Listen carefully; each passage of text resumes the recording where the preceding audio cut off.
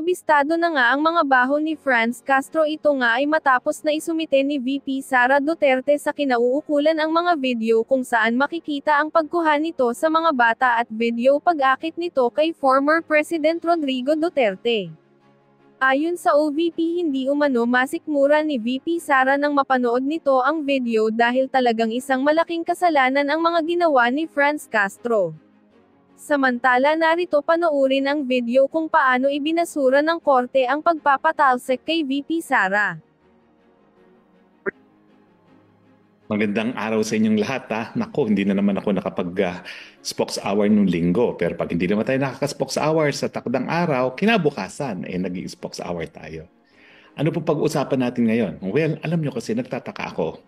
Noong mga nakalipas na spokes hour, nagkaroon tayo ng opinion na unang-una, hindi po pwede magpatawag ng special session ang presidente para lamang sa impeachment. Bakit? Kasi nakasaad sa saligang batas na ang special session ay para lamang sa pagbubuo ng batas at ang impeachment ay hindi po legislative in character. Sabi nga ng Korte Suprema dun sa kasong hinain ko na Roque versus House Speaker, ang impeachment ay sui generis. Ibig sabihin, it defies an exact definition, neither here nor there.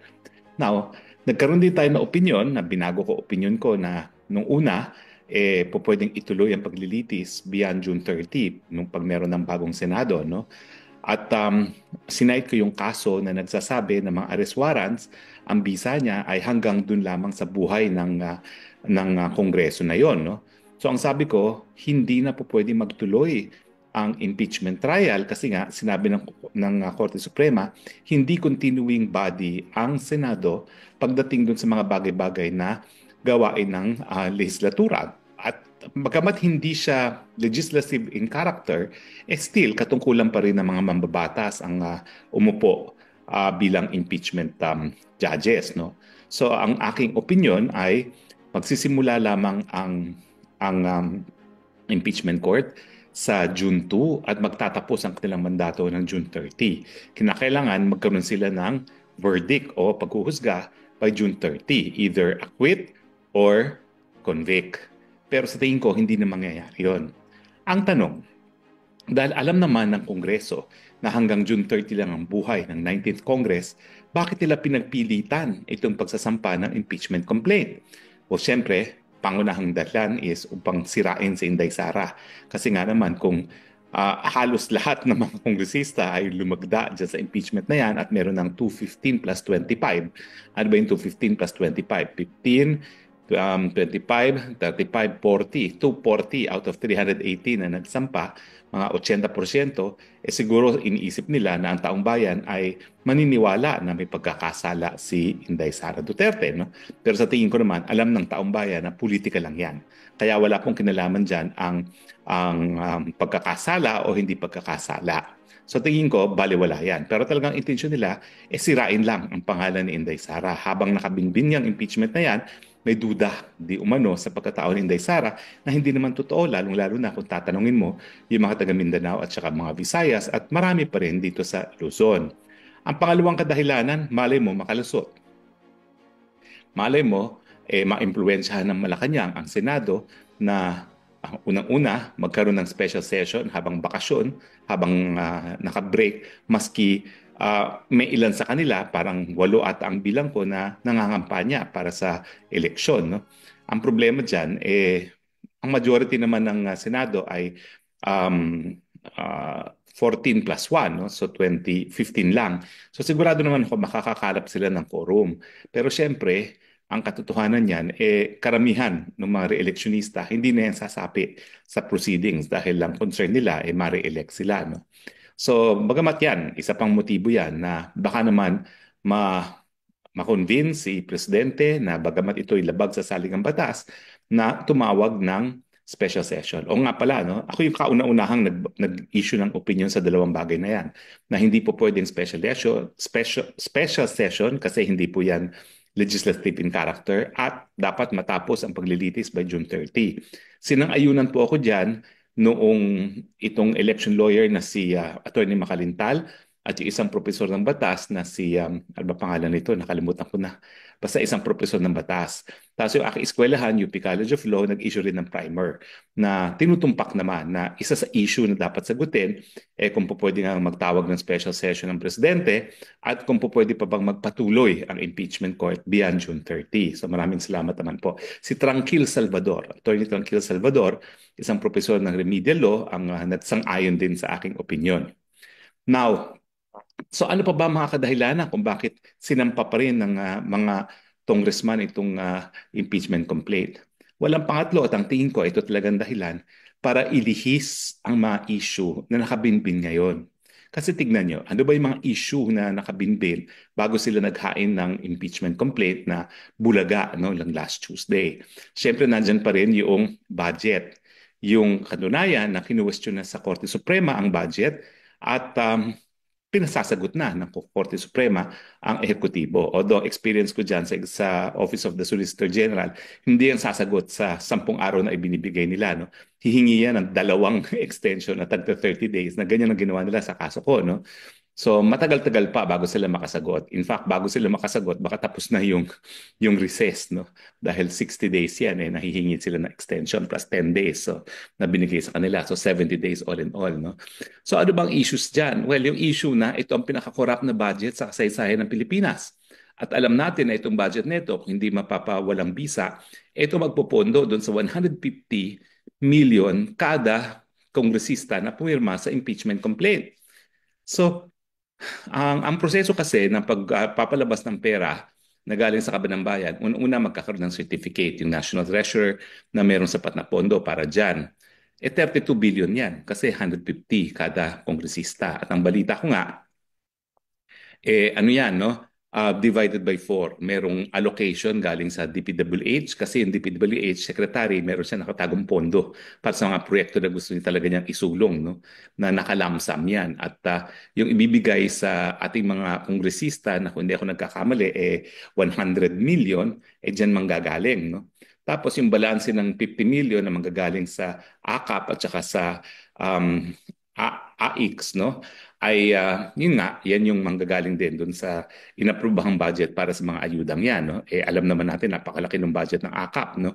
So kung hindi ako nagkakamali, tag 150 million talaga yung AKAP tag to 200 million pala yung AKAP ng mga kongresista. So ang nangyari, pinarelease lang kaagad yung 50 para meron na silang pang-eleksyon, no? Now, so ano ba yung mga issues kasi na nakasaad dyan sa budget na yan?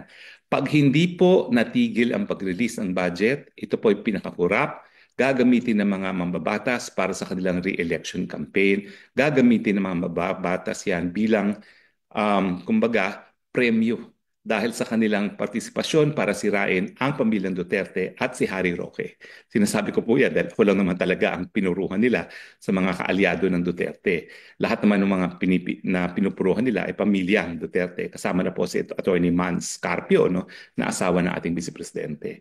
So talagang layunan nila ay sirain ang Duterte at ang kanilang alyado na si Harry Roque.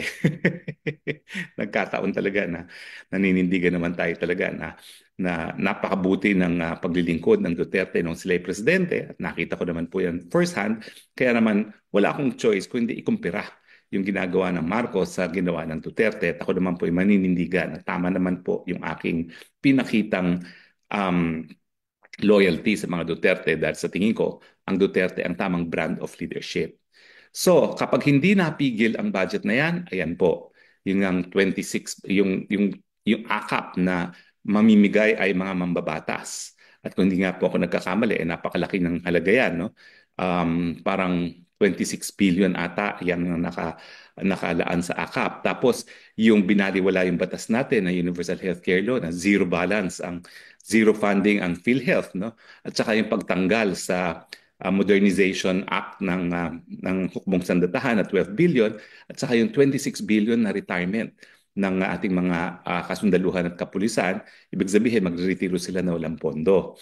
So kapag hindi napigilan itong budget nito, malalabag din po ang saligang batas dahil ang pinakamalaking pondo ay 1 trilyon para sa DPWH at ngayon ang kalakaran is halos kalahati pupunta sa bulsa ng mga politiko. So 500 billion yan na pupunta sa bulsa ng mga politiko.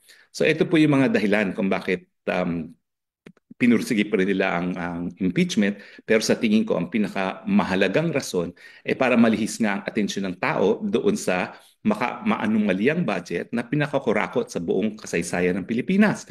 At mukhang sila ay naging matagumpay kasi ngayon ang usap-usapan, sino ba yung mga pumirma yan para hindi natin iboto? Tama po yun. Yung 80% ng Kongreso hindi dapat iboto at dapat yung hindi pumirma, yan ang ating iboto muli. No? At ang tingin ko, yung Iglesia ni Cristo, sa kanilang pamamaraan, ang iendurso ay yung mga hindi nagsuporta, hindi pumirma dyan sa impeachment. Bagamat yan po dapat natin gawin, wag natin kalimutan, ang issue pa rin ay budget. Kasi pag hindi nga natin to napigilan ang pagpapatupad ng budget neto, sigurado po yan, mananaig at mananatili sa kapangyarihan ang Marcos, Romualdez, Araneta Triumvirate. Yung sindikato nila ay hindi po maaalis sa posisyon dahil talaga po yung pinakamalaking budget sa ating kasaysayan kasama na yung 1 trillion na nakalaan para sa DepEd, gagamitin nila para manatili sa pwesto ang Marcos, Romualdez, Araneta sa panahon na talaga namang alam natin na sinusuka na sila ng taong bayan. Ang nakakatawa lang, alam naman nila na ang susi para sila manatili sa pwesto ay ang ating militar na kinilala na ng ating saligang batas na siyang protektor ng taong bayan dahil nga doon sa EDSA 1 at sa EDSA 2. Pero ang ginawa nila, yung 26 billion para retirement ng mga kapulisan at kasundaluhan, abay hindi na makukuha ng mga sundalo at mga pulis kasi nga ginamit na nila para sa vote buying. Hindi lang vote buying para sa mga botante, vote buying para din sa impeachment. So masakit dito, kaya ikaw ay DDS o hindi, abay pera mo ang ginamit para masiguro na ma-impeach ang Inday Sara. Gayong alam nila na wala nang pupuntahan yung impeachment na yan. Binigyan lang talaga nila ng pagkakataon na kumita ang kanilang mga sarili, no? Dahil kapag hindi naman lumabas yung pinangakong 150 million kada miyembro ng Kongreso, alam naman natin hindi talaga lilipad yan. Tapos ngayon, sinasabi nila na ang Senado daw ay dapat magka-special session. Ulul, bakit sila magsa-special session? Nag-antay sila hanggang absolute last minute bago magsumite ng impeachment complaint sa Senado. Sinong dapat sisihin kung walang mangyari nga dyan? Dahil kinakailangan matapos yung buong impeachment trial by June 30. Abay, Kongreso din. Mabuti nilang ang tingin ko ay wala silang sapat na kakayahan at pagkakaintindi sa ating mga batas at saligang batas na nakalimutan nila na kinakailangan dahil ang Senado ay hindi continuing body for purposes of yung kanilang katungkulan bilang mambabatas at isa sa katungkulan nga nila ay umupo bilang isang impeachment court, kinakailangan magsimula at matapos ngayon yan from June 2 to June 30. Now, anong posibilidad na matatapos yan? Well, pwedeng matapos siguro yan by June 30 kung magkakaroon ng stipulation. Kung papayag ang parehong kampo na, o sige, itong sinasabi nilang tangkang pagpatay kay Presidente, ito ba impeachable o hindi? Kasi iwan mo na ang sagot dyan sa mga mambabatas, mga senador, kasi yan naman ay legal issue. Tapos, ang nakapagtataka, yung graft and corruption, tumaas. Hindi lang 150 million in confidential funds. Ayun lang naman yung confidential funds talaga na nai-release kay VP Sara noong 22. So, pwede rin na mag-stipulation dyan ng party na bayaan na natin na ang Senado magdesisyon kung mayroong graft and corruption kasi nga nagkaroon ng unqualified opinion ng COA. Ibig sabihin, walang question ng COA sa pamamaraan ng paggagastos ng pera ng Office of the Vice President. So kung meron pang issue rito o wala, bahala na ang mga senador. So yan lang yung tanging paraan na nakikita ko na matapos yan by June 30 na pumayag sa stipulation ang parehong partido. Pero kung ikaw naman ay nasa kampo ni VP Sara, papayag ka ba? Siyempre hindi. Dahil alam mo namang pagdating ng June 30, baliwala na yung impeachment trial na yan. Siyempre, pabain mo na lang, dribble na lang kung tawag. No? Kung sa basketball, i-dribble na lang ng i-dribble. So sa tingin ko, sa bandang huli, wala naman talagang pupuntahan na yung impeachment complaint na yan. So kailan dapat isang pamuli ang bagong impeachment complaint? Abay, nakasaad din sa salagang batas. Hindi po pwede magkaroon ng mag-initiate ng multiple impeachment complaints sa panahon ng isang taon. So ang pinakamaaga na po pwede sila magsampa ng panibagong impeachment, assuming nandyan pa rin ang tambaluslos as speaker, ay sa Pebrero of 2026. Matapos ang isang taon kung kailan na-initiate yung impeachment complaint. Ang initiate po kasi, sabi dun sa kaso namin ng Roque versus sa executive secretary, ay yung petsa kung kailan pinadala sa House Committee for deliberation ng impeachment complaint. Hindi po pinadala. So I guess ang naiisip ng mga mambabatas ay po pwede na talagang diretsahan dahil na-meet naman yung minimum one-third votes. No? In which case, ang date of initiation is kung kailan nila hinain yung impeachment complaint sa Senado mismo. Bagamat may legal na question pa rin yan kasi ang sabi ng ilang mga abogado, may proseso na dapat sundin. Pero ang paninindigan ko, kung merong one-third talaga at verified naman po talaga na sinumpaan niya ng lahat ng mga kongresistang lumagda dyan na may duda ako. Kasi nga isang araw lang yun eh. Mantakin mo more than 250 signatures. Lahat kaya yan ay nagsumpaan kay SecGen. I doubt it. Parang physically impossible. Kaya dapat isa-isahin ngayon yan ng Senado kung talagang lumagda nga yung at nanumpa sa harap ng SecGen yung lahat ng sumuporta sa impeachment. Para naman doon sa mga nalulungkot na pati yung mga taga Mindanao, naglagda dyan sa impeachment complaint, wag na po kayo malungkot. Ganyan po talaga anyo ng politika. Ang ating anyo ng mga politiko, they go where the man is. Yan po ang malungkot na katotohanan. Wala po talagang pagmamahal sa bayan yan. Pag nakaamoy sila ng pera, doon sila pupunta. At kaya nga po sa darating na eleksyon, sana pumili tayo ng mga kongresista at mga senador na hindi ganyan ang kanilang prioridad sa kanilang paglilingkod sa bayan. Dapat talaga kung anong makakabuti sa bayan at hindi yung kung saan sila kikita. Kasi nga po ang problema sa Pilipinas, naging negosyo na ang politika. Agree ba ho kayo or disagree? Well, komento lang po kayo at yan po ay mababasa ng ating mga viewers. Maraming salamat po sa inyong pagtangkilik ng Spokes Hour. Wala pong tinag ang inyong pagtangkilik. At kung hindi pa po kayo nagla-like at nagpa-follow, ilike niyo po ang aking Facebook, ang aking Instagram, ang aking Twitter, at ang aking TikTok. Maraming salamat po sa inyong patuloy na pagtangkilik. Ito po ang inyong Spokes ng Bayang nagsasabi, I love you, Philippines. You're the only country that I have. God bless the Philippines. Bye.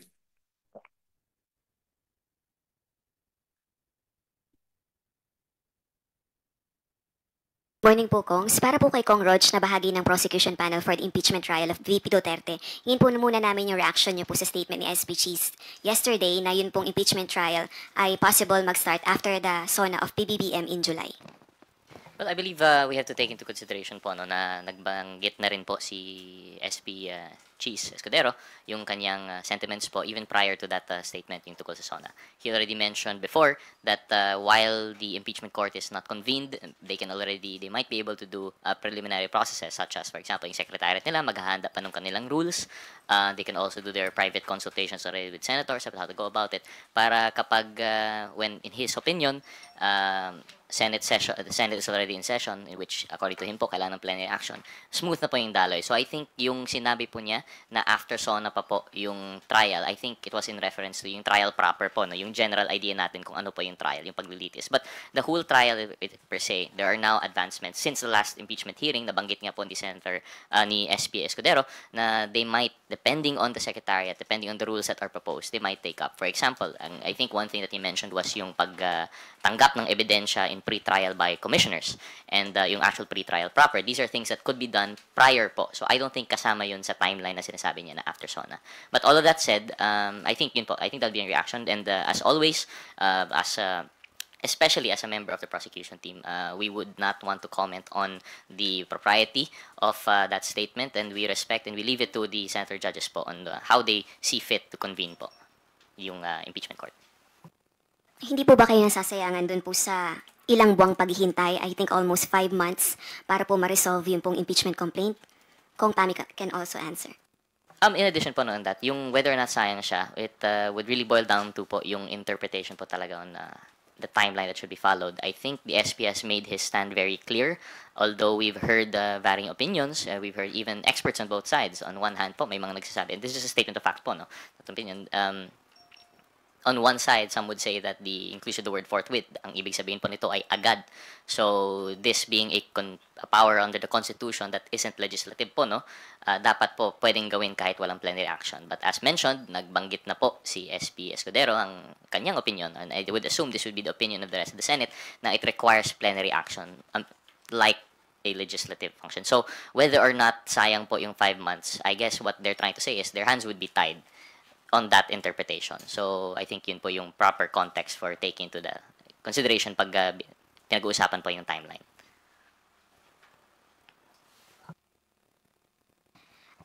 Dun po sa prosecution panel, meron po ba kayong possible options para mas mapaaga yung impeachment trial? For example, encouraging President Marcos Jr. to call for a special session. Kasi si SP Escudero, nagbigay na po siya ng statement na unless magpatawag ng special session si PBBM, hindi po sila makakapag-conduct ng special session. Pero si PBBM made a statement unless the Senate requests him to call for a special session, hindi siya magpapatawag. So parang turuan po kasi. Opo, to answer the question, firstly, hindi pa po pinag-uusapan ng prosecution team, but as a personal opinion, I don't think the prosecution team will make any moves in that manner. Hindi po kami mananawagan, only for the simple reason na ayaw po kaming ma-misinterpret as trying to unduly interfere or influence yung yet to be convened impeachment court. Kailan po maintindihan, we will be advocates po in that court. And of course, anything that we might say or do might be tainted with bias. So we'd rather it not come from us. But kagaya ng sinabi na po ni SP Escudero, nabanggit na po na siya, na he is of the opinion na pwede naman po mag-call ng special session ng presidente. Kahit ang presidente sa isang press con, sinabi niya na he may call a special session. So we leave it to them na lang po on that decision. But as far as we're concerned, that would be a call on their parts na lang po. Well, on my end, and on our end, kahit hindi naman ako part ng prosecution team, si Speaker Martin Romualdez has already said that Congress respects and will not pressure the Senate. Although there are many legal luminaries who are advising the Senate to start right away, and while some advise otherwise, but as far as the House is concerned, we've already impeached the Vice President, and so we will really leave it to the Senate as to when they will convene to become a trial court. Thank you, Rosalie. For today's second question, let us call on Tina Pangilinan Perez from GMA7. For Prosec Congroj, will you be requiring the presence of Vice President Sara Duterte during the impeachment trial? Again, we've yet to talk about yung specific matters such as this. Di pa po, wala pa naman pag-uusapan. Not even yung usual na, like your question last time, wala pa po akong update, wala pa pong division of work, wala pa pong ganun details. But as for the calling of the witnesses, first and foremost, hindi pa po yung nabanggit na, hindi pa final. I can't say for sure if that we will call, although understandably, it would be better for the, it's actually the impeachment court will be able to to mandate attendance naman po, no? But on the part of the prosecution team, definitely it would be better if the subject of the impeachment were there. If she were to be presented as a witness also by their defense, then we would have the opportunity also to cross-examine po, no? So, sa kahit anong paglilitis po, mas maraming testigo, mas maraming ebidensya, mas maganda po. This goes both ways, for the prosecution team and for the defense. Para po para lumabas po yung katotohanan. Any additional evidence or witness would be welcome po. Sir, how much of the evidence is with the prosecution team already? Without saying too much po, I think we have enough evidence. We have what we would say, I think it's more than enough, especially considering na, in our opinion, of course, depende pa rin po yun. Ang impeachment case po ay not strictly criminal. It's sui generis, we've always mentioned this, it's more akin to an administrative matter po, no? Kasi the penalty, it's not punitive, wala pong makukulong. Wala pong fines and penalties na that would be implemented. Ang impeachment case lang po ang mayayari dito ay one, removal from office, and second, perpetual disqualification from public office. So hindi po siya strictly criminal. So yung strictest requirements of evidence that would apply to criminal case might not apply here. Depends, of course, on the impeachment court kung ano pong madesisyonan nila. At the end of the day, it would be a political exercise on the part of the senator judges and how they would vote. So, as far as we're concerned, I think we have enough evidence to at least convince our senator judges of why they should side with the prosecution on this part. But with that said, there would still be more avenues for additional evidence, definitely po. Especially kapag meron pong impeachment cases. There are some laws which actually have for their exemption impeachment cases for the request of more evidence. The power of subpoena, nandyan rin po yan sa impeachment court. So I'm pretty sure that the prosecution team will be open to all of these additional avenues to secure even more evidence po. po. Sir, does that include yung ni-raise po ni Representative Kong Hu na 12.3 billion peso unsettled financial transactions in DepEd during the tenure of the Vice President? Because he is calling on the House to investigate the issue. Therefore, wala pa yung ebidensya on this. So will that be included? Well, if we take a look po preliminarily no, on the articles ng ating impeachment, nandun na po no, yung mga grounds natin, and one of it would be yung graft and corruption. This would really depend po on the appreciation of the evidence. Although, it is alarming that there would be, ano pa yung amount po natin, Ma'am Tina? 12 billion po ba? 12.3 B, sir. 12.3 billion, and this would be disallowances po ba? Unsettled financial unsettled transactions. So if it would be taken in consideration, kasi it's possible naman po, as what happens with COA, na may mga findings ng COA that are just in the regular course of business. But if it would be found to be in line with yung mga allegations po natin sa impeachment complaint, then I don't think the prosecution team would have any, hindi po, they will not shy away from making use of such evidence po siguro. Thank you po. Thank you, Tina. Bibian Gulia from ABS-CBN. In connection with Ate Tina's question, are you also joining the call for the Good Government Committee to investigate the said transaction? Unfortunately, as with many things po, as a member now of the prosecution team, I think I would have to exercise more restraint than other members of the House.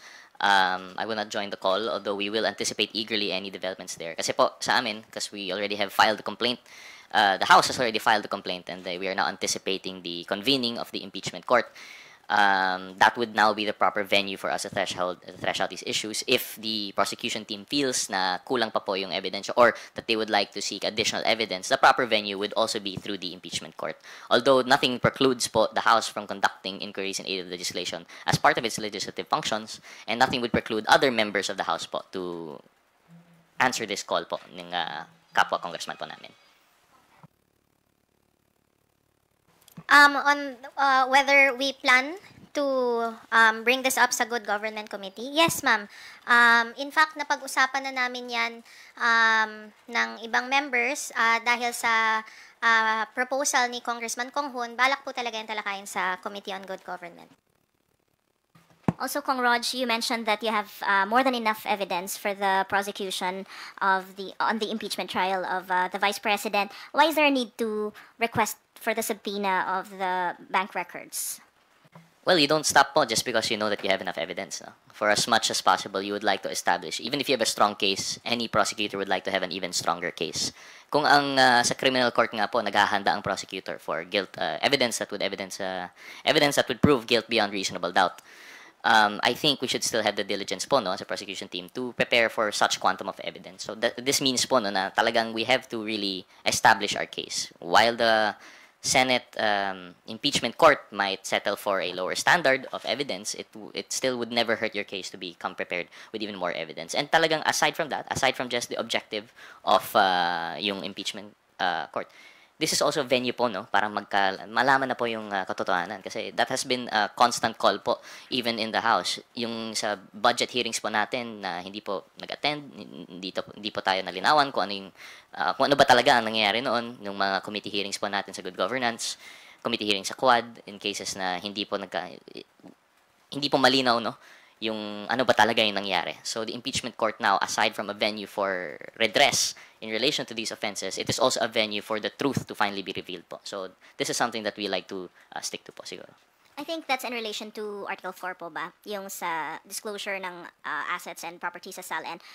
But even without it, for example, if hindi i-grant yung subpoena, will the current evidence on that particular article stand? We believe so. Actually, a lot of the push and pull in the complaint would be which articles to include, and by its inclusion and by its approval by not just 1/3 of the House but by 80% po no right now, I think that speaks volumes of the confidence that the House has in the evidence that would back these articles po.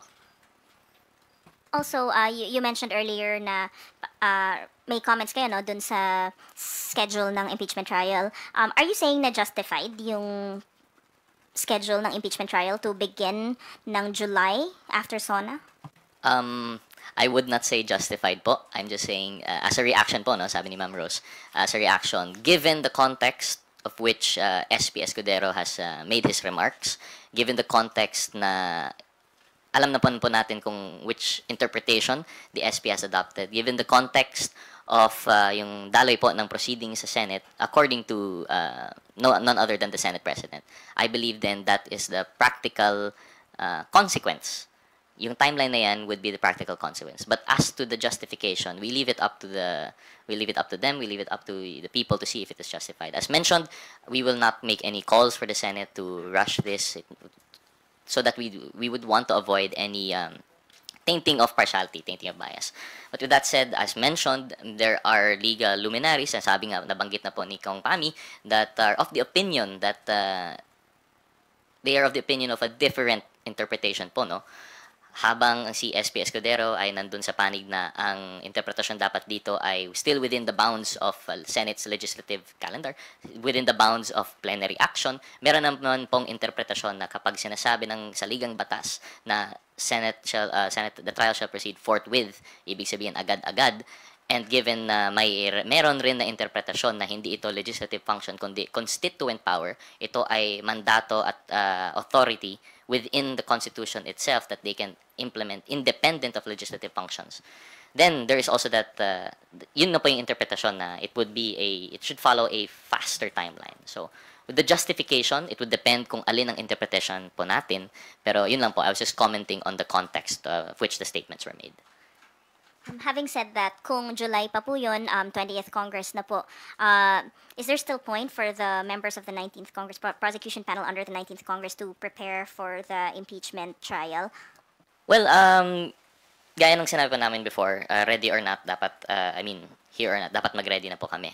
Whether it would be as early as March or whether it would be in the next Congress, the prosecution team will do its job, having been elected by the members of Congress in its constitutional duty to pursue this impeachment case. It would not be, hindi naman po siya sayang if ever, for whatever reason na halimbawa it crosses the 20th Congress and there would be a new set of prosecutors. We would be glad po na at least we've done our part, nakaready na po yung ating articles of impeachment, nakaready na po yung evidence, nakaready na rin po yung mga witnesses that we would like to call, and we would happily pass it on po to the next batch if for whatever reason po. Merong mga opinions na dapat ba i-refile pa, i-resubmit ba? Or yung new Congress, pwede bang maghain ng panibagong, or parang sabihin sa Senate na wag na ituloy yung impeachment trial? May mga ganun po bang? What's your opinion on that? Ano mangyayari kung 20th Congress?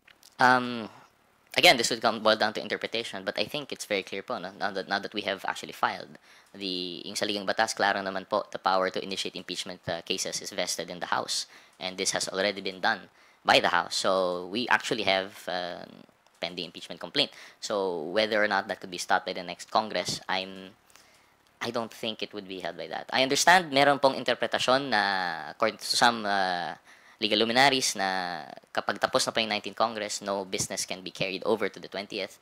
But I think that was another, based on the interpretation po, on legislative functions po. I think a case that was cited for that was Garciliano versus, I forgot the specific case. Pero when I read it, particular naman po yun, that was regarding a Senate inquiry.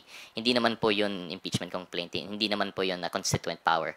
So, I leave it to that po, no, kung ano yung interpretation po nila doon. Pero for me, personally, my interpretation is that continuing po siya. An impeachment case filed now can still be tried the next. And we have, although it's not strict in the strictest sense, our basis, but historically, maganda po yung unang-una, may experience po yung United States po dito. As we know, our Constitution lifts some parts. It's based on U.S. Constitution, U.S. jurisprudence, their body of laws. And doon po sa U.S., nangyayari po talaga yon. Yung Senado po nila ay continuing body rin. And in, I think, 4 instances of impeachment, one Congress files the impeachment complaint, and it was already tried in the next Congress. So we have basis on that. Second, I am more akin to adopting the interpretation rin po ni SP Escudero. He gave a very logical example. When we look at our collegiate courts, for example, Supreme Court, when we look at the Court of Appeals, and look at Sandigan Bayan, kapag marami po yung ating mga huwes, marami po yung ating mga hukom, maestrado, just because yung isa po, halimbawa, yung mauna, pumanaw, or nag-retire, nag-resign, hindi po ibig sabihin nun, uulit po yung case, no? Tuloy pa rin po yung kaso. So I think these two put together would make more sense in the context of an impeachment complaint rather than yung refiling interpretation po. Thank you, Bibian. Next questions will come from Earl Tobias of IBC 13. Kong Pami, Kong Rod siya. Good morning po. On another topic po, House Majority Leader Manuel Dalipe, kinundin niya po yung pagpa-file ng cases against Speaker Romualdez and other House leaders dito sa cases na na-file sa pagpasa ng 2025 budget. On his words po, he said, any attempt to portray it otherwise is a clear distortion of facts and an attack of legislative process itself. Furthermore, sinabi niya rin po na parang diversionary tactic ito because more telling is the involvement of former Speaker Pantaleon Alvarez as one of the complainants. As a sitting member of the House during the deliberations of the 2025 GAA, he had every opportunity to raise objections, questions, and allocations. Your sentiments po. On my end, I'd like to clarify that it is anyone's absolute right to file any case, and it's very good that they filed so that it can go through the proper channels and that the House leadership will squarely face that. Having said that, I want to take note that it's very ironic that Mr. Alvarez barely participated in the non-stop budget hearings that we've had for the 2025 budget, whether sa committee level or sa plenary. Wala naman siyang ni-raise na concern. Bilang Assistant Majority Leader, parati po akong nasa session floor, bihira ko po siyang nakita. So, nando na po yung chance sana na kung meron siyang sisilipin, meron siyang mga tanong, masasagot na sana noon pa.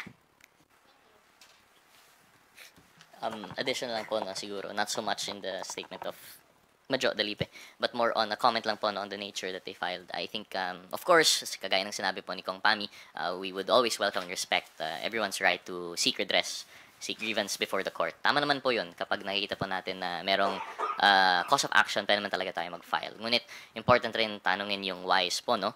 Sa tingin ko po, although we don't want to impute any malice on the part of those who filed, it's just really questionable. Ako personally, without going into the context po no, na may prior redress naman po in the House na hindi naman po naitanong, yung pag-file mismo, I think if the question is really in relation not to politics but to the law itself, shouldn't it have been filed before the Supreme Court? Regarding Rule 65 po, usually kapag may katanungan po tukol sa isang batas, ang redress po nandun sa Supreme Court, hindi po siya criminal. Kasi po political function yung pagpasa ng batas, no? So, wala namang na-enrichment na alleged, I think, doon sa criminal nature that they are now filing. So, it's just curious po, no, on my part, bakit yun yung venue na pinili nila. And then, if we also look at the cast of characters, bakit, I understand the issue is BICAM, pero yung House lang po yung respondents, no? To which a member rin po si Kong Alvarez, like mentioned ni Kong Pami, that there would have been a prior, he could have questioned it naman before. So, while we welcome po, no, I think it would have been better for the purposes, kung yung tanong lang po talaga yung issue ng mga blanco, it would have been better for the Supreme Court to rule on the procedures that the House would take, no? Na we stand by yung sinabi po ng ating leadership, we stand by po yung sinabi ni Acting Chair Kimbo na ginawa naman lahat to with authority ng BICAM. So if there's a problem with that authority, if it is flawed in any way, that should have been questioned rather than yung allegedly criminal act of filling the blank. So these are just some questions that I think po siguro na dapat may tanong ng taong bayan in relation to the context of the filing of that case po. Follow-up po, Kongs. Being that kayong dalawa po ni Kong Pami, you were active during the budget process then and the deliberations, mga plenary or sa committee hearing, would you think this filing of cases would gain traction or at the end of the day, lalabas din yung katotohanan that the House did its duty well? Ako una sa lahat, gusto ko lang sabihin that the Speaker isn't even part of the BICAM. So, sana po nilinaw po nila yung kinasuhan nila. Kung tungkol talaga sa BICAM yung ang kanilang kaso, hindi po parte ng BICAM ang Speaker. Pangalawa, ano yung tanong? Do you think magpa-progress pa po itong final nila? Well, we'll leave it to the courts para sa pag-andar nun. Ang House leadership naman, ready naman to answer anything at any time. Last from my end po. Kung sa attendance lang or sa pagharap ni VP Sara sa impeachment court, given na meron na kayong sapat na evidence and you said better nga kung a-attend siya, pero kung hindi man siya pumunta, handa rin ba ng strategy or is that one of the things na pinagpaplanuhan ng House Prosecution Panel po? Kung in case, piliin ni VP na hindi siya umattend. Yes po, I would say ready. Not naman na intentional na pinaghahandaan, although historically po, no, hindi po siya nag-attend sa ating mga hearings. But you have to be prepared. When you're seeking a case like this, you have to you have to stand by your complaint with all evidence that you might have and anticipating also the evidence that you might not be able to get. You don't file naman po yung case na baka sakali po makakuha pa ng ebidensya. So I would say what we would like to achieve with this definitely as advocating for yung impeachment complaint, talagang to establish yung evidence independent po no of whatever the adverse party might produce. So dapat meron rin po talaga, and we do have yung aming sariling evidence, we have our own lineup of witnesses that would have the tendency to establish po yung kaso. So yun po. Thank you, Earl. Billy Vegas from Abante Politico, you're recognized. Hihingi lang po ng opinion nyo. Ang ini-insist po kasi sa Senate, nag-adjourn sila ng February 2 nang hindi nagagalaw yung articles of impeachment. Pero meron pong column sa Inquirer. Ang point naman niya, pwede naman kasing hindi muna nag-adjourn yung Senate kasi based dun sa legislative calendar, pwede mag-session ng House and Senate hanggang Friday, February 7. Comment lang po. Ang comment ko ay, tama ka, Billy. Kasi base sa schedule, sa napagkasundo ang calendar of session ng third regular session, ang pag-resume ng session ay nagsimula ng January 13, 2025 at nagtatapos ng Feb 7, 2025. Natapos ang session, ang plenary session nila nung Feb 5, pero technically may panahon pa, may 2 araw pa po. Pero having said that, again, ginagalang natin kung ano man ang gagawin ng ating Senado. At on the end ng House, na-impeach na po namin si Vice President Sara Duterte.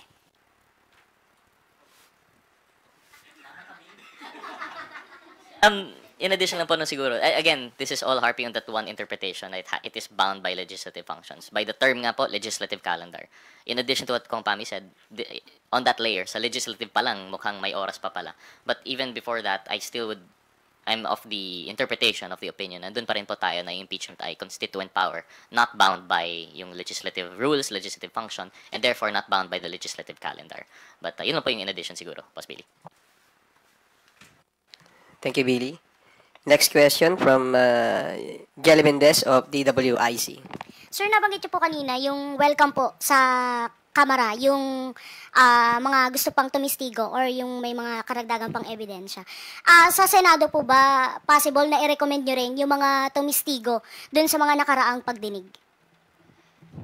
Yes po, anything's possible po. I don't think there is any prohibition on the part of, I don't think any prohibition will be adopted by yung impeachment court na saying kung may testigo from a previous hearing, di na po pwede gamitin. In the opposite nga po, mas malakas nga po yung kaso ng mga testigo that appear before a previous hearing.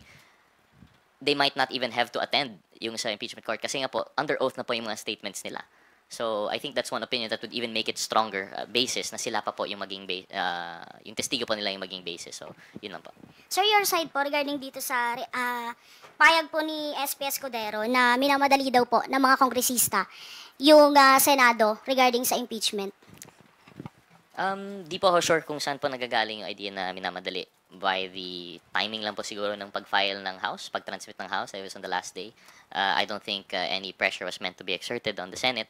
And but understandably, on a personal level, meron naman po talagang mga may opinion na dapat gawin na to agad-agad. Whether these are personal sentiments of congressmen, yung mga ating mga kababayan, of certain officials of the House.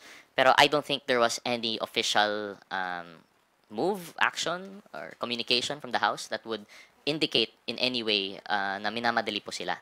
So, I'm not quite sure po saan po yung nagagaling. But I would understand po with in a court of public opinion, parang baka doon po nanggaling yung sentiment na parang rushed po siya. Sir, yung payag naman po na hindi daw po magpapatawag ng special session yung Senado dahil hindi naman daw po special si VP Sara. That would be the wisdom of the Senate po siguro. The consideration of the special session would be something to be considered by, first and foremost, the President in calling for the special session and the Senate po for requesting it if ever. So if in their opinion, in their wisdom, yun yung reasoning po nila, then we would have to respect that po siguro. Thank you, Jelly. Are there any further questions from our media colleagues here? If there are none, we're going to entertain few questions from our media friends who are now covering the kick-off rally of Administration Slate's Alyansa para sa Bagong Pilipinas, who are now in Ilocos Norte. About, sir? phone in. Okay, from Kat Porbes. Sir, first question. Ma'am, magiging election issue ba itong impeachment ni VP Sara? And then, may reaction po ba kayo dun sa survey ng SWS na nagsasabing pabor sila sa ayudang ibinibigay ng pamahalaan? 2 questions. On the first question, I think definitely magiging election issue po ito. And it should be welcome. I think this is a sentiment already mentioned also by Senate President Escudero na compared to yung usual election po natin na ang binoboto po natin ay base sa kasikatan or personality politics, at least ngayon and magkakaroon tayo ng issue kung ano po ang tingin ng ating mga kandidato sa impeachment complaint. And mas makita po natin kung ano ang kanilang stand, ano po ang kanilang gagawin, ano po ang kanilang mga personal convictions. So, although not strictly a requirement for election, not strictly requirement ang plataforma or issues like this sa isang election, the fact that it's being the election will happen now in the midst this context, I think it really will be an election issue. And I think it is something that should be welcome po. No? Hindi po dapat siya maging consideration na external factor. So, yun. Sa katanungan kung ito ay election issue, absolutely naniniwala po ako na ito ay isang election issue dahil dapat nating tanungin ng ating mga ihinahalal kung dapat bang panagutin ng mga tao patungkol sa pagwawaldas ng pera ng bayan, patungkol sa hindi paggamit ng tama ng pondo ng bayan, patungkol sa hindi pagsunod sa saligang batas patungkol sa paggamit ng pondo ng bayan. So, isang malaking test po yan sa lahat ng kandidato sa aming mga paninindigan para sa bayan. Maraming salamat po. Sir, ma'am, yung second question about ayuda. Well, personally, masayang-masaya ako dun sa survey na yon kasi it vindicates what we've always said, no? Na itong mga issues patungkol sa ayuda ay pawang ingay lamang at talaga namang hinahanap ito ng taong bayan. Kasi yung 4Ps, dinidirekta yan para sa talagang mga sa poorest of the poor. Ito namang AKAP ay nakadirekta para sa mga near poor na isa ring malaking porsyento ng ating populasyon. Kaya masaya po kami na yun po ang lumabas sa survey kasi ito naman ay bagay na talagang pinaniniwalaan namin noon pa man.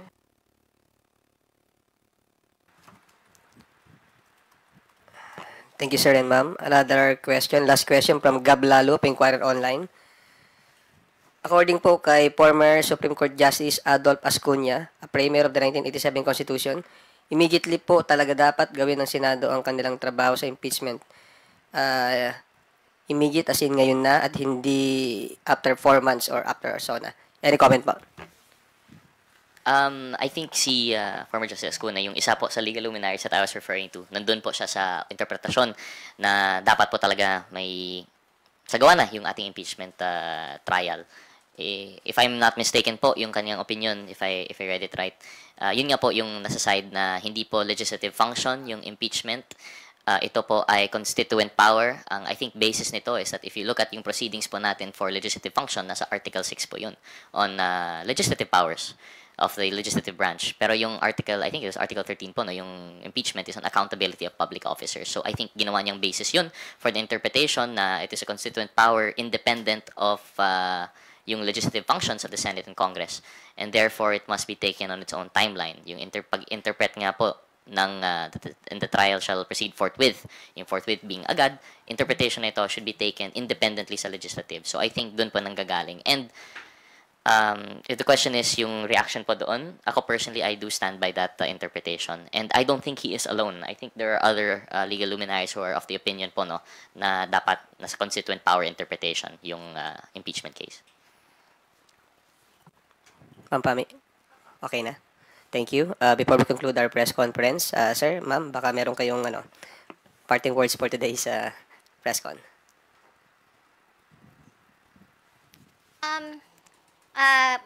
Una, maraming salamat sa ating house media sa inyong mga katanungan. Hindi po porket tumigil na po ang plenary session ay tumitigil po ang pagtrabaho namin dito sa House. Tuloy-tuloy pa rin po kahit po panahon na ng kampanya para sa iba nating mga kandidato. Tuloy-tuloy pa rin po ang pagtatrabaho ng inyong mga House members. Maraming salamat.